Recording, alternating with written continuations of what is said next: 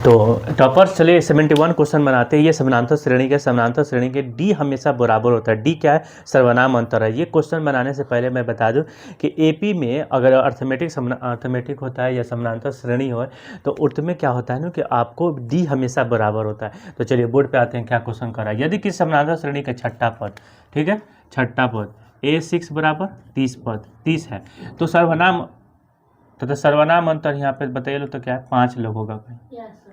ये मिस हो गया, ठीक है। 5 सर्वनाम अंतर 5 है तो उसका प्रथम पद ज्ञात करिए, मतलब पहला पद। तो इसकी बताइए A6 को क्या लिख सकते हैं? A1 प्लस 5D लिख सकते हैं, तो 30 हो गया। अब देखिए A1 बराबर A1 प्लस 5 और डी के नहीं डी कितना है यहाँ पे? डी बराबर यहाँ है, सर्वनाम अंतर को डी कहा जाता है, तो डी बराबर 5 इसी को, तो 5 हो गया बराबर 30।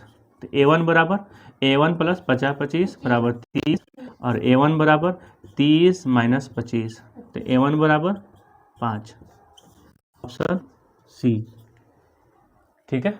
तो कोई दिक्कत है इसमें क्वेश्चन में? नहीं है। तो इसी को देखिए इस तरह हो गया और इसी टाइप का एक और बनाएगा कि मतलब क्या होगा कि सर डी ज्ञात कीजिए, एपी में है कि नहीं है। याद रखिएगा हमेशा डी बहुत इम्पोर्टेंट है एपी में।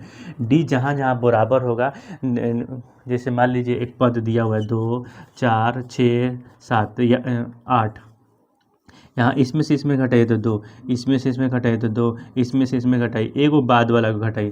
तो अगर तीनों बराबर आ गया, ये वाला नहीं, ये वाला बराबर आ गया तो एपी में है, नहीं होगा तो बराबर नहीं है। इस टाइप का क्वेश्चन कभी कभी पूछ देता है समानांतर में है, कभी पूछता है समानांतर में नहीं है। तो आपको कन्फ्यूज देखना होगा, क्वेश्चन में नहीं पूछा जा रहा है कि है पूछा जा रहा है, ठीक है। तो इस बात को ध्यान रखते हुए बाकी हम हाइए हैं आपको 100 मार्क्स लाने के लिए। All the best.